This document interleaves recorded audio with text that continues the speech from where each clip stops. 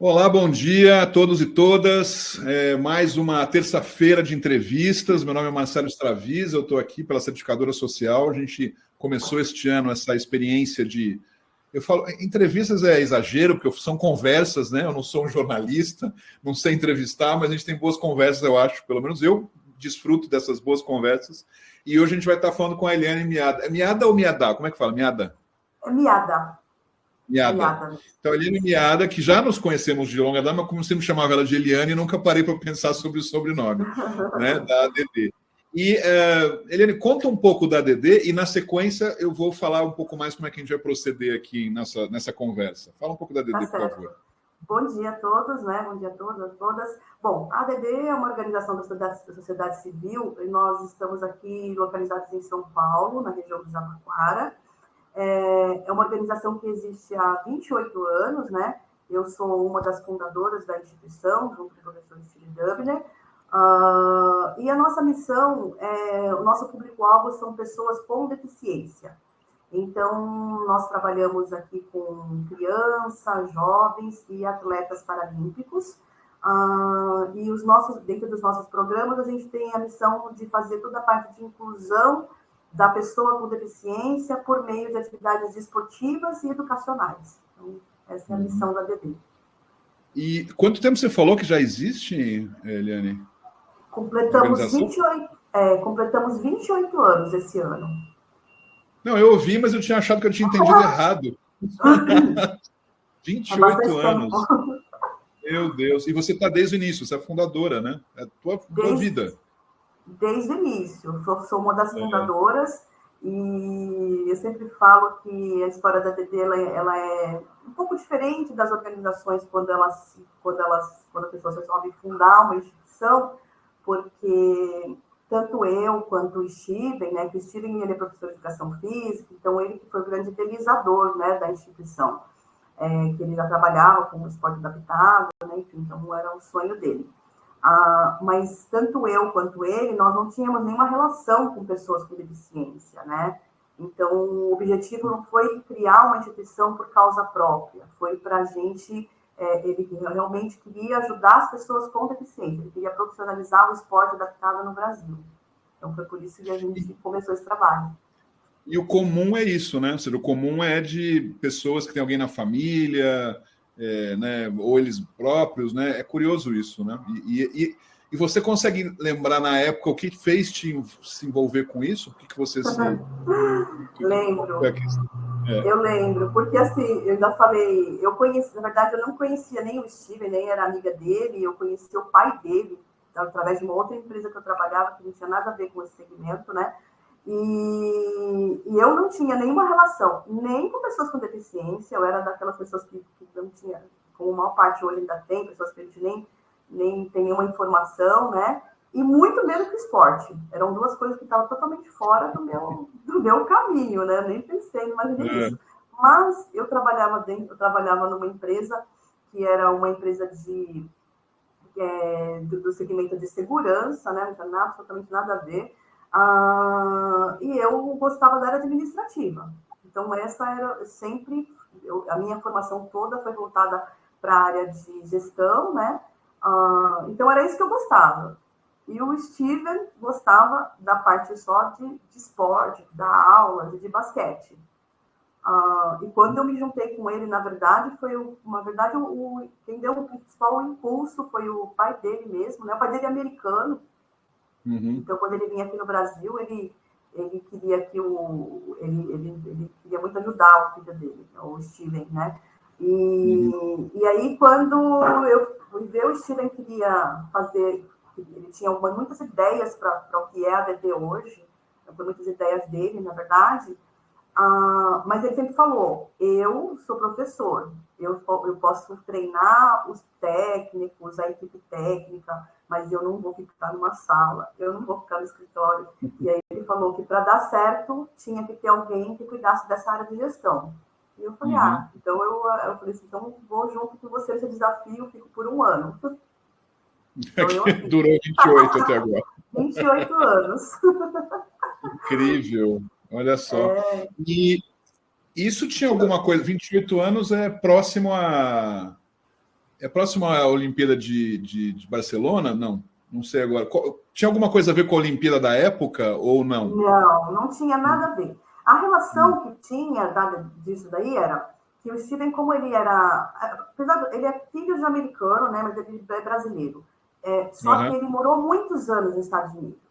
E quando ele morava nos Estados Unidos, ele também trabalhava numa companhia aérea e ele viajava o mundo atrás de causas sociais. Então ele era voluntário da Cruz Vermelha.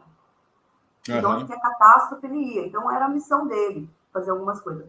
Então, e ele trabalhou e ele conheceu pessoas com deficiência lá, enfim. Quando ele voltou, ele fez a faculdade dele aqui, de educação física, e quando ele conheceu o esporte adaptado, mais especificamente a modalidade de basquete, ele se apaixonou. Então, ele queria muito ser professor técnico de equipe. E era isso que ele era. Como ele procurou uma instituição no Brasil para ele atuar, só que ele era inquieto, ele não aceitava as condições de que eram as instituições muito engessadas, e queriam ser daquela mesmice, e como os atletas eram pessoas que estavam muito no farol, pedindo esmolas ou vendendo balas, eram pessoas que não tinham estudo, e ele queria, e fora do Brasil não era isso. Tinha estrutura. Então, ele queria trazer o que ele viu lá fora para cá. E aí as instituições não aceitavam isso. Achavam que ele era louco, que ele não ia conseguir patrocínio, que ele estava querendo... né? E foi nesse momento que eu conheci ele, que o pai dele falou. Então, a gente falou assim, bom, então eu falei para ele, então, já que você não conseguiu uma instituição, você funda uma instituição. Foi aí que ele falou, mas a parte técnica eu consigo... ele falou assim, eu consigo... administrar. Mas se não tiver uma boa gestão, ainda mais aqui no Brasil, tem uma série de leis, uma série de normas, e ele falou, isso é uma coisa que eu não gosto, mas preciso de alguém para fazer. Aí eu também não entendia nada de organização social, de ONGs, nunca, era totalmente, tinha 20 e poucos anos, sabe?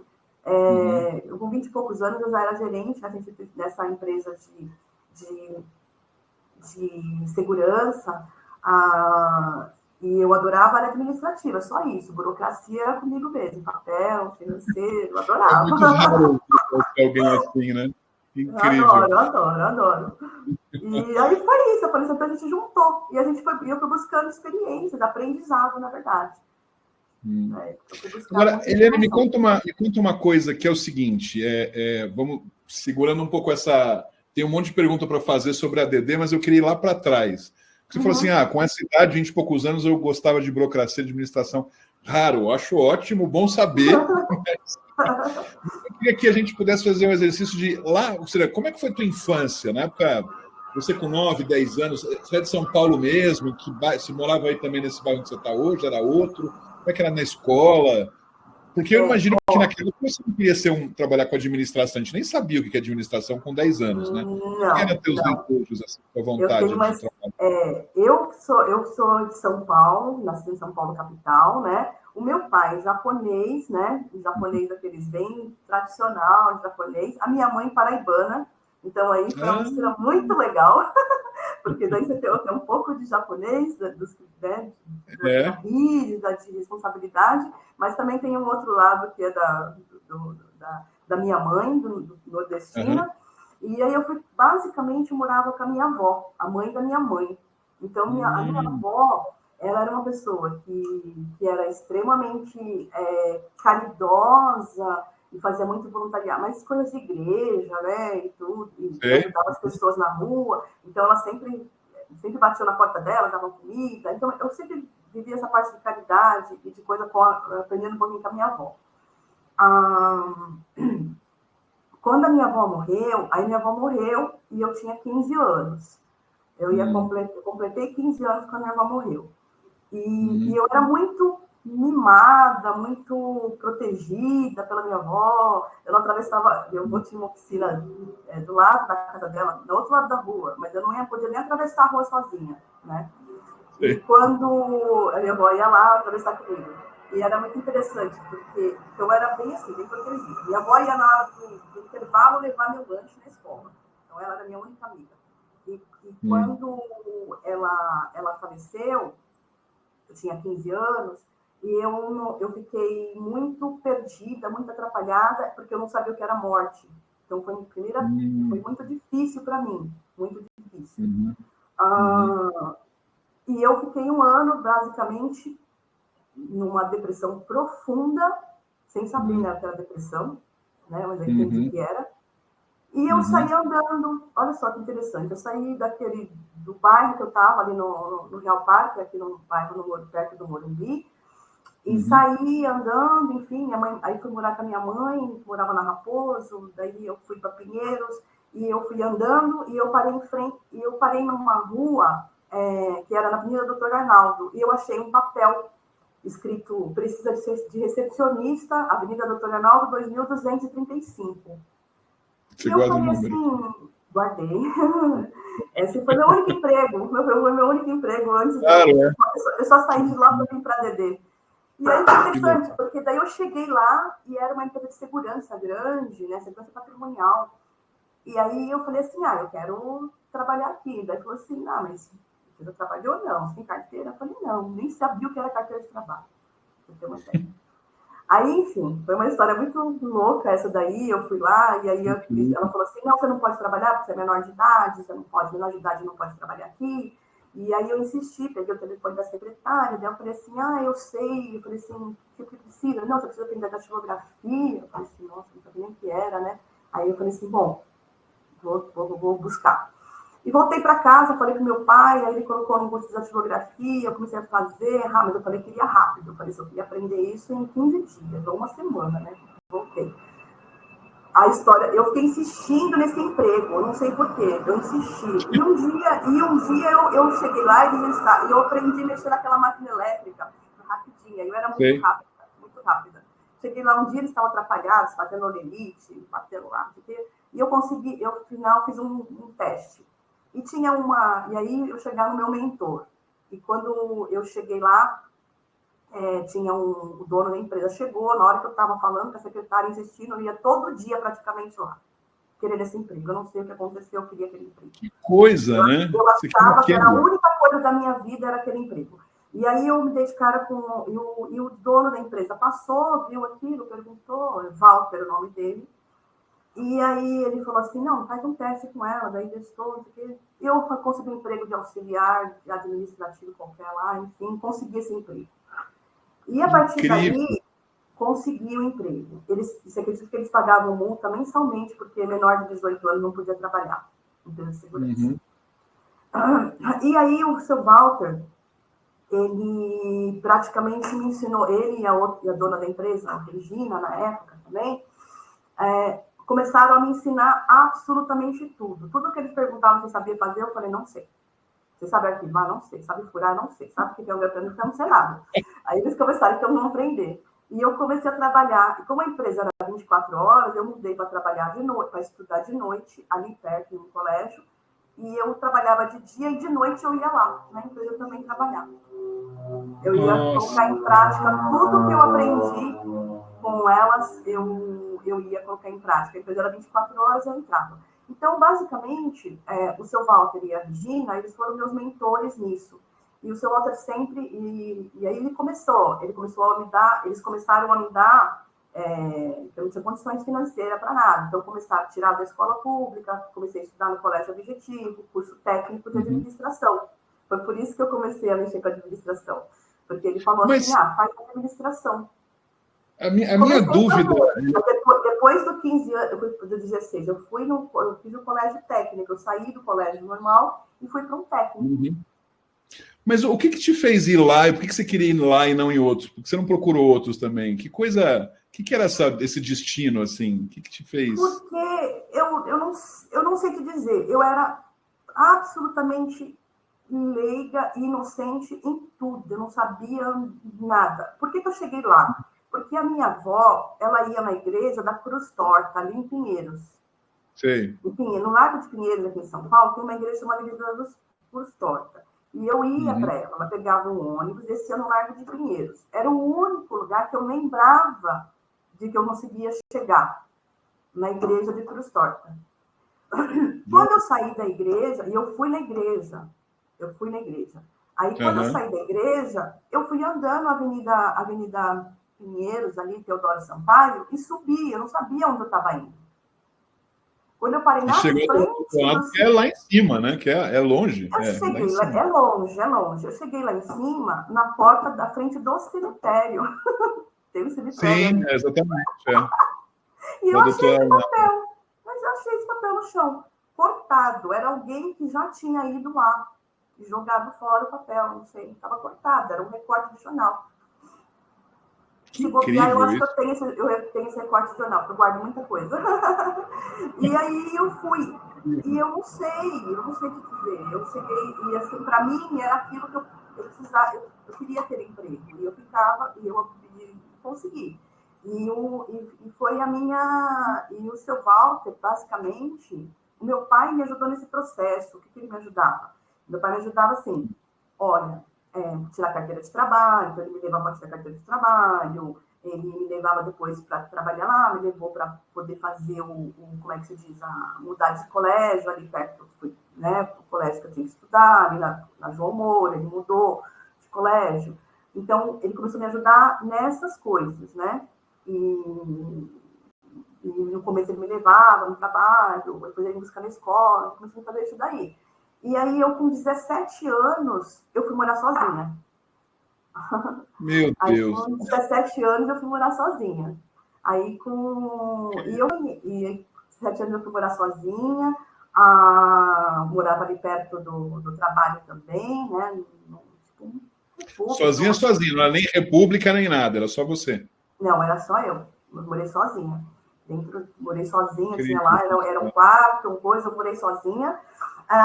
E aí, nesse meio tempo também, antes disso, com 17 anos, eu pedi para meu pai, acho que eu tinha 16, uma coisa assim, que eu queria abrir uma conta no banco, e era tudo muito burocrático, né? Eu tinha conta salário, e aí eu pedi para ele me emancipar. E aí meu pai e minha mãe me emanciparam. Nem sabiam o que era isso, coitados. Eles me emanciparam. Aí eles me emanciparam, aí eu consegui, daí eu fui morar sozinha, e foi nessa empresa, então o seu Walter e a Regina, eles me ensinaram absolutamente tudo. E tudo aquilo que e aí nisso eles tinham, era tudo, Eliane, você tem que fazer, eu fiz curso naquela época, hoje não tem mais, de etiqueta para secretária, eu tinha curso de secretária, que tinha que ter, né, um certificado. Aí eu passei para assistente de secretária, depois eu era secretária da diretoria, depois eu fui secretária executiva, depois eu fui... E aí eu fui nessa linha. E eles foram me dando todas as ferramentas, na verdade. Meu chefe, ele era muito... parecia um mago, né? Aquela coisa de... Ele não me dava... Ele era muito interessante, porque ele me dava ferramentas e eu nem sabia o que ele estava. Ele passava, como esse livro. Aí eu, que livro é esse?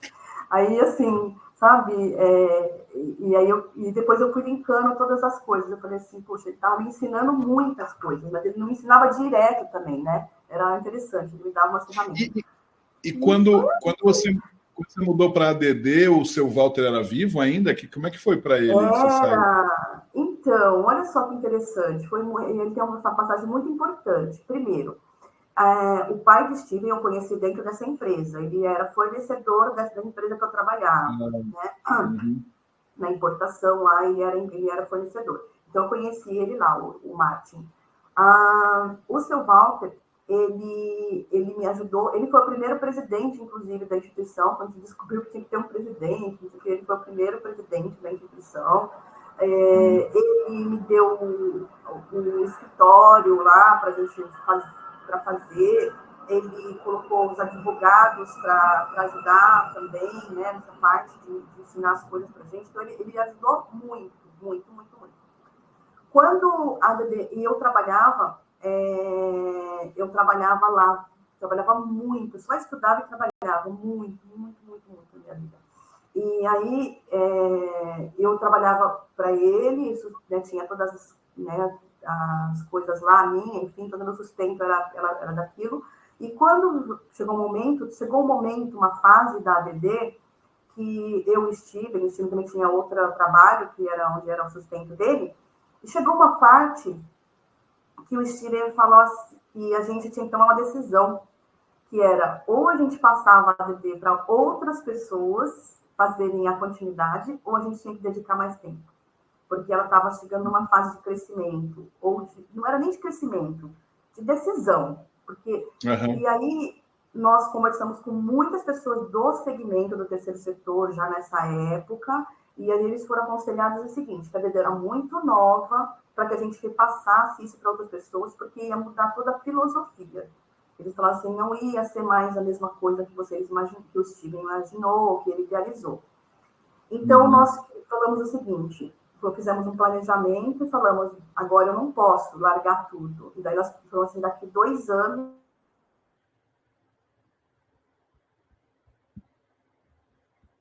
Alô?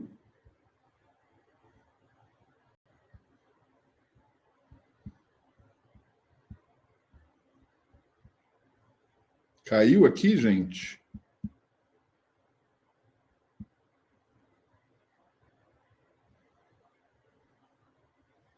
Eu não sei se eu que caí ou se ela.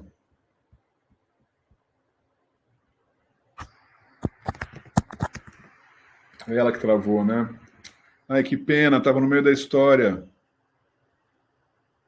Vamos ver se ela entra de novo enquanto isso. Deve entrar outra vez. Vamos torcer. Tá, vamos esperar aqui um pouquinho para ver se ela volta. Senão a gente vai ter que fechar. Tá no meio da história. Fiquei curioso para saber o que acontece nessa história. Vamos ver aqui, vamos esperar se ela volta. Se há algum problema de conexão lá direto. Esperar um minutinho. Estão gostando da história? Não, eu tô surpreso, né? Parece essas histórias mágicas. Quero saber o que aconteceu com o seu Walter. Eu acho que ela não vai voltar não, gente. Infelizmente. Deve ser de algum problema de conexão lá mais forte mesmo. História de filme, exatamente, Thaís. Estou preocupado com o seu Walter. Eu ia ficar... O que acontece com o seu Walter? Como é que ele vai achá-la depois que ela foi para a DD? Bom, eu acho que eu vou fechar aqui então, gente. Não faz muito sentido esperar muito mais, né? Não sei se ela me mandou algum e-mail. Também não.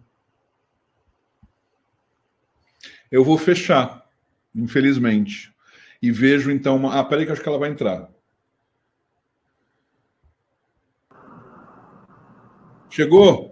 Acabou aqui, deu uma queda de energia e aí... Eu estava quase desligando aqui, mas eu estava trocando mensagens com o pessoal do chat, viu, Eliane? A gente falou assim, o que aconteceu com o seu Walter? O que aconteceu com o seu Walter? O que aconteceu com o seu Walter, né? O seu Walter, ai meu Deus do céu, o seu Walter. E aí, assim, dando uma resumida, o que ele fez? Ele falou assim, aí nós fizemos um planejamento, mas tudo com muita orientação das pessoas. Porque financeiramente a DD não ia ter condições de me sustentar e eu estava numa época, eu tinha acabado de comprar um apartamento, daí ele falou assim, Yane, você vai trabalhar parte aqui e parte na DD. E aí, daqui 2 anos, você muda, você decide o que você vai fazer. E aí, quando chegou esses 2 anos, eu decidi dedicar 100% para a DD. Eu falei, é isso que eu quero. Aí ele pegou e falou assim, você sabe que você não vai, que o seu patrão vai cair lá embaixo. Eu falei, sei, mas é isso que eu quero. Aí ele pegou, aí sabe o que ele fez, Marcelo? Ele falou assim, então tá, se é isso que você decidiu, então você... E eu era muito... Eu tinha uma parte de trabalho muito importante lá, né? Ele não queria que eu saísse, então eu coloquei 5 pessoas para fazer o que eu fazia lá, antes de eu sair. Eu trabalhava em todas as áreas, eu adorava. Então, isso me deu... eu trabalhar lá me deu muita experiência em todos os setores. Então, eu sabia um pouco de recursos humanos, de compras, de vendas, de tudo que você possa imaginar, de finanças, né? E aí, o que ele fez? Ele pegou e falou assim, ó, você vai, então, para a DD, só que eu não vou te demitir. Eu falei, não tem problema, eu pedi a conta. E ele falou assim, não, durante 5 anos você vai continuar registrada aqui e eu vou te dar o salário durante 5 anos. Depois de 5 anos, era um pai, né?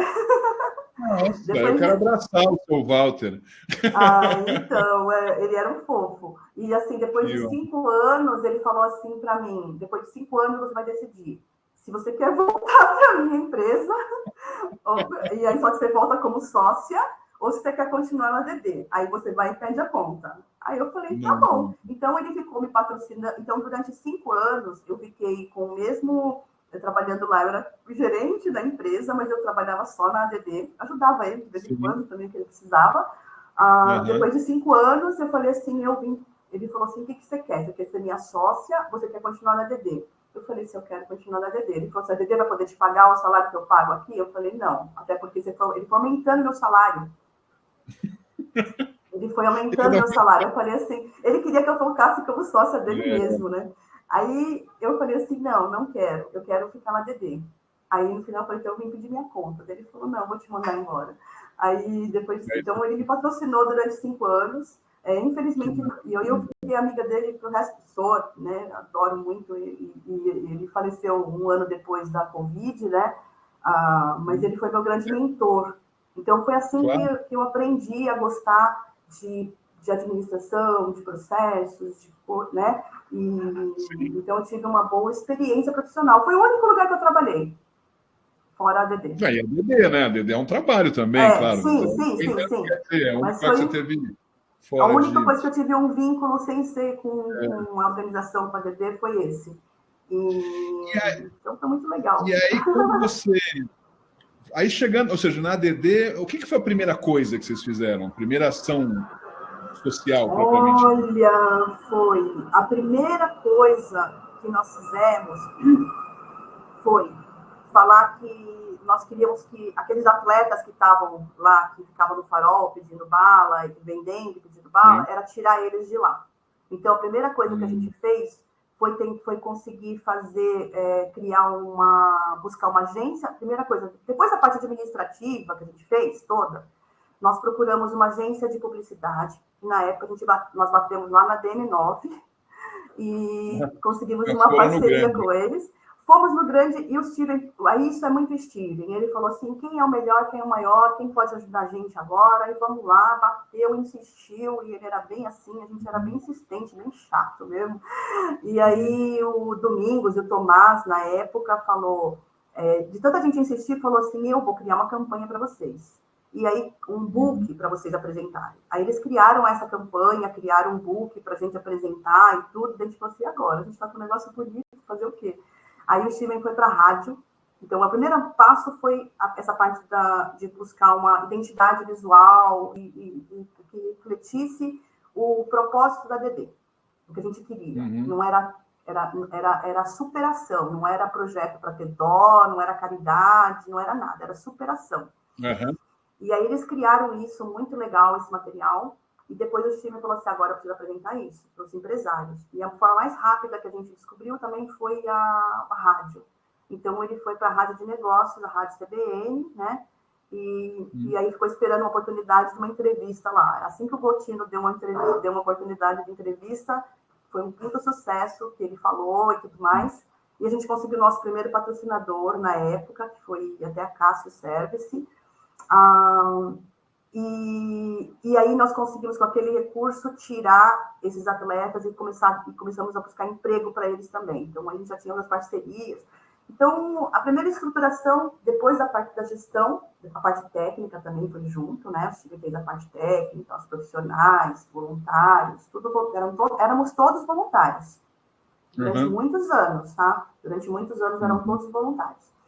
E aí fomos para essa área de marketing, tentar a identidade visual, aí conseguimos nossos primeiros patrocínios e fomos.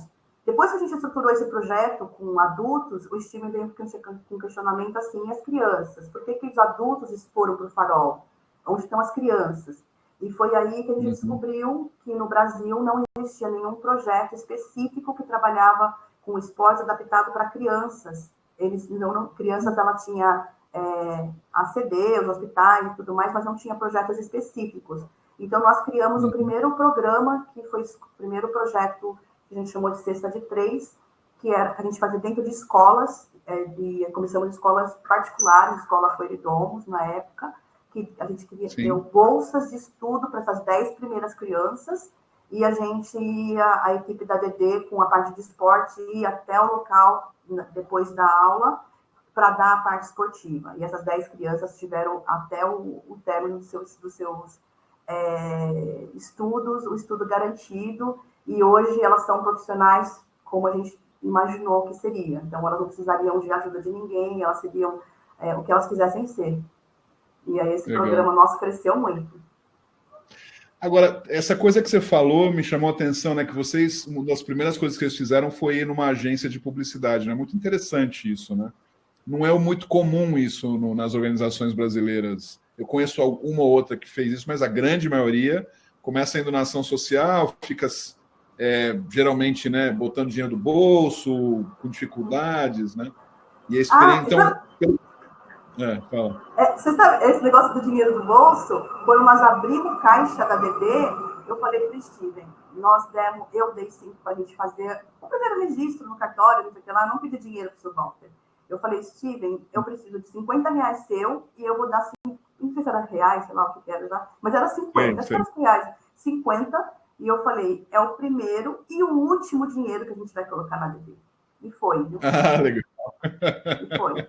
Essa é ótima, essa fala é boa também. O primeiro e último. Foi o primeiro e último, e está registrado lá na nossa coisa quanto a gente deu. Eu falei, você vai dar 50, eu vou dar 50, eu lembro que era 50. E o seguinte, quem foi esse patrocínio? O próximo dinheiro que entrou? Nós fizemos, não foi patrocínio, porque junto com o patrocínio, logo em seguida, eles fizeram uma campanha, na época tinha um negócio de 0,800, né? E a gente fez uma campanha, e ele fez uma campanha muito legal, que era criando uma analogia com o Michael Jordan, né? Então, era uma campanha bem legal que a agência fez para a gente. A agência abriu portas para a gente, porque junto com elas, o que ela trouxe? Ela trouxe ali patrocinadores de peso, apoiadores, não financeiro, mas marcas de peso, como a Nike, o Guaraná, o Posto Ipiranga. Então, são essas 3 marcas. Então, a gente já nasceu com essas... Com isso, eles não davam dinheiro para a gente, mas eles davam... Então, começou a fortalecer a gente, né? E então, e foi uma campanha que a gente fez, essa de sócio contribuinte. Foi uma campanha que a gente fez de sócio contribuinte. E a gente levou isso aonde? No colégio, no primeiro colégio que a gente estava, no Colégio Coelho Dombos, e passamos... Então, começamos a arrecadar os primeiros recursos, né? Agora, tem uma passagem que foi quando a gente tinha que fazer um campeonato de basquete brasileiro, e as cadeiras de rodas eram muito caras. Então, nós fizemos uma única ação também, e foi a primeira e última ação, na rua, pedindo dinheiro na rua, para comprar cadeira. Nós fizemos uma faixa enorme, fomos ali na República do Líbano, aqui em São Paulo, e um final de semana arrecadando. E o Steven, ele é um captador, nossa, o Steven captava tudo. E assim, a gente estava ali captando. E você sabe que eu não sei, alguns falam que é sorte, eu já acho que é destino, eu já acho que é, sei lá, eu não acredito só em sorte, né? Eu acho que o universo conspira. Quando você faz o bem, o universo conspira. E aí, nesse dia, a gente estava no último dia e estava faltando, vou botar aqui, na época, eram 5 cadeiras, era mais ou menos, fosse hoje uns 15 mil reais, sei lá. A gente tinha arrecadado só 3. Aí apareceu um artista lá, nesse farol. Aí perguntou o que a gente estava fazendo, um artista super famoso da Globo, que até hoje a gente não pode falar o nome dele. Mas é porque não quer. De novela, né, da Globo, desses bambambãs aí. Aí perguntou o que a gente estava fazendo, e o Steven, como ele não sabia quem ele era, ele não sabia quem era o artista, porque ele não assistia televisão, porque ele ficou muito tempo nos Estados Unidos, porque ele não gostava de TV, e aí ele pegou e veio com o cheque. Quando ele veio com o cheque, eu falei assim, Steven, isso daqui, a gente falou assim, não, isso aqui não deve nem ter fundo. A gente olhou o nome, eu falei assim, não, aqui é uma pessoa que a gente está pensando, né? E era. E aí deu cheque, compramos todos, encerramos ali. E aí que foi. Maravilha. Muito bom. E essa agência ajudou muita gente. E esse, ou seja, dá para ver que o Steven tem essa coisa do marketing, né? De ir atrás e tal. Ele, eu não sei dele, ou seja, ele é vivo, ele não tá mais trabalhando com isso. Conta um pouco. Ele é vivo. Como é que é? O Steven é vivo. Ele mora hoje em Florianópolis. Hoje ele é o nosso conselheiro consultivo. Mas, então, ele está atrelado à DD, ele é conselheiro consultivo, e durante muitos anos ele atuou como essa parte da capacitação técnica, como técnico mesmo. Para o Brasil também, no esporte paralímpico, ele foi muito importante, trouxe muitas modalidades para o Brasil, é bem reconhecido. Só que quando ele começava a falar da DD, ele começou a falar ele começava a falar da DD e o que ele queria, o que ele acreditava, ele é muita emoção, né? E ele levava isso nas empresas, nas escolas. A gente precisava falar nas escolas, nas empresas. E com isso, ele acabou, uma empresa falou assim, olha, Steven, eu quero que você fale isso, que você falou para meu filho na escola. Quando ele terminava de falar na escola, Marcelo, as crianças davam o dinheiro do lanche para ele. Olha só. Incrível, e aí, né? um empresário, filho do que falou assim, olha, meu filho chegou em casa falando isso, então chamou ele lá, ele foi lá falar, e aí a empresa falou assim, você vai falar isso para os meus funcionários. E ele começou a palestrar. A partir dali ele desenvolveu. Então o Steven começou durante muitos anos, aí depois mais de 90% dos recursos vinha da palestra dele. E era muito, e isso foi durante muitos anos, né? E o que não vinha da palestra dele diretamente como palestra, troca de recursos, vinha diretamente como patrocínio direto depois, das empresas que ele fazia palestra. Então, isso deu durante muitos anos a base da sustentabilidade da DD. Então, foi as palestras, ele chegava a dar 30, 40 palestras por mês. Né? Nossa! Brasil, seja, assim... através da DD, ele conseguiu perceber que ele tinha essa característica de palestrante, né? Isso, mas toda essa palestra dele era 100% voltada para a DD. Quando ele começou a palestrar e trazer recursos, aí ele começou a receber um salário, porque daí ele saiu completamente da empresa que ele trabalhava. Então, aí ele começou a receber. Então, mas era coisa assim, ele trazia 100, 200 mil por mês na instituição. Que loucura. Né? Era bastante dinheiro. E quando foi que ele saiu? Ou seja, que ele passou a se dedicar mais às palestras, que ele não está mais no dia a dia da DD? Faz muito tempo ou não? Faz bastante tempo. Faz, assim, tipo, vamos pensar na lei de incentivo. E aí, assim, como o Steven faz uns 15, 18 anos, mais ou menos. Quase 20 anos, tá? Na verdade, 18 anos, por aí. Eu estou comparando mais ou menos quando veio a lei de incentivo. Quando o Steven era praticamente tudo que a gente fazia no nosso planejamento estratégico, o Steven era uma peça fundamental e ele trazia quase 100% podia falar que 100%, porque o que ele não fazia com a palestra vinha através da palestra. Nós começamos a replanejar, fazer um outro planejamento para a DD, tinha que ter outra pessoa, e eu era atrás da mesa, literalmente, Marcelo. Muitas pessoas nem me conheciam, eu conhecia no papel. Ninguém via meu rosto, só os atletas, ninguém. Eu era extremamente tímida, eu não fazia captação, eu fazia gestão dos recursos que o Steven trazia, e eu não me via no papel de captadora de recursos de maneira alguma, nem de falar com ninguém. Nunca, jamais eu estaria falando aqui com você. Nunca. E assim, e a gente foi trazendo isso e falando assim, bom, o Steven não é uma pessoa, ele pode ficar doente, ou ele pode não querer mais, não sei o quê. Então a gente começou a trazer outras estratégias, né, criando um departamento de captação de recursos dentro da DD, para ajudar em outras fontes, enfim. E quando eu descobri que tinha aí uma lei de incentivo, uma lei, né, que seria a lei de incentivo ao esporte, que ela tem acho que 18 anos, por aí, exatamente 17, vai fazer 18 anos, eu fui estudar essa lei desde o começo. Acompanhei o processo da lei inteira, para ver o que seria, se seria uma... E aí eu fui estudando isso o tempo todo, enfim, e desde o começo da lei, a gente hoje passamos a ter recurso da lei de incentivo, enfim. E quando eu estive, e uma época, eu tive começou a ficar doente também, né? Então, ele tem cerca de uns 7 anos atrás, né? Ele desenvolveu uma doença, então ele falou assim, Liane, eu vou precisar me afastar, e ele passou a ser só conselheiro mesmo, consultivo. E nesse afastamento, eu falei assim, e agora? eu chorava, assim, e agora? Por mais que a gente tinha um monte de gente, tinha os projetos, e eu falei assim, vamos fechar a DD. O pessoal falava assim, e agora? Eles tinham que captar o recurso, né? E ele falou assim... E aí a gente começou a ver se contratávamos outras pessoas para ser a voz, a imagem da DD e a voz. E aí os nossos conselheiros e as pessoas que a gente conversava, e todo mundo que a gente falava assim, eu acho que é a Eliane, porque ela tem a essência, ela tem a história, ela tem... Aí começaram a tentar falar que eu seria o Steven da vez, guardada as devidas proporções, tá?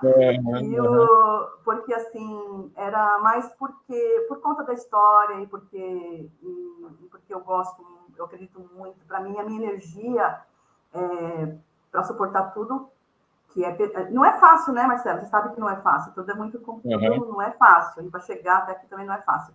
Mas, para mim, a minha energia vem do resultado. Então, quando eu vejo os atletas, quando eu vejo aquela criança que a gente tem lá, que hoje eu falo com ela dentro da empresa, que me cede patrocínios, é a criança que atendeu. Quando volta uma criança agora, que nem uma mulher agora, que a gente atende, uma criança que a gente atendeu lá atrás, que hoje é formada em pedagogia e hoje dá aula para nossas crianças, sabe? Então, é o resultado do nosso projeto. Então, e aí o pessoal falou assim, vai ter que ser você. E aí eu fui.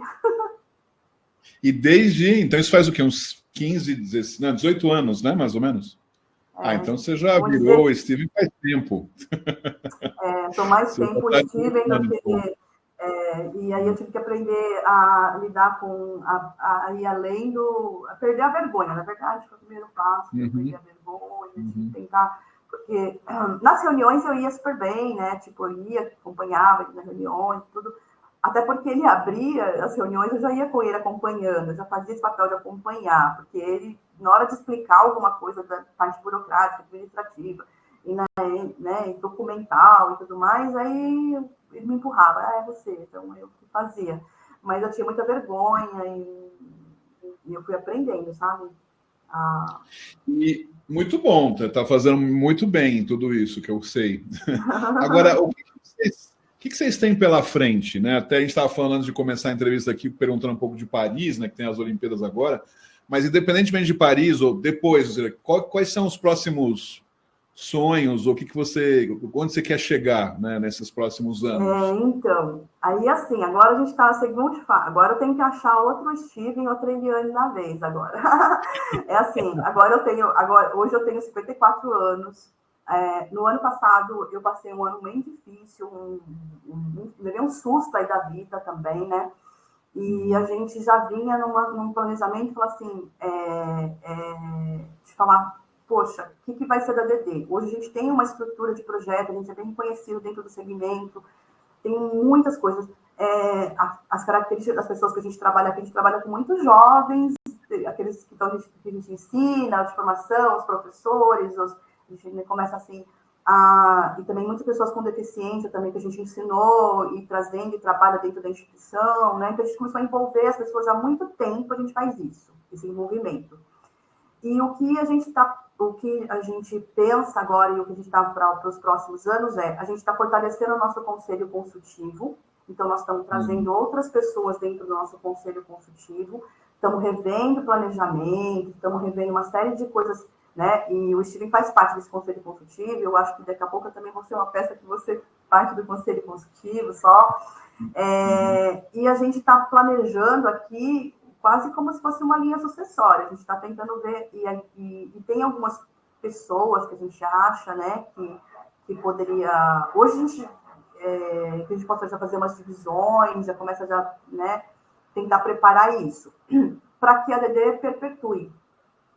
Né? Então, a gente vai deixar um grande legado, o próprio trabalho que a gente desenvolve, tudo, e eu acho que eu não preciso sair, que nem o Steven hoje, ele faz parte, ele está do conselho, ele é bem importante ainda para a gente, né?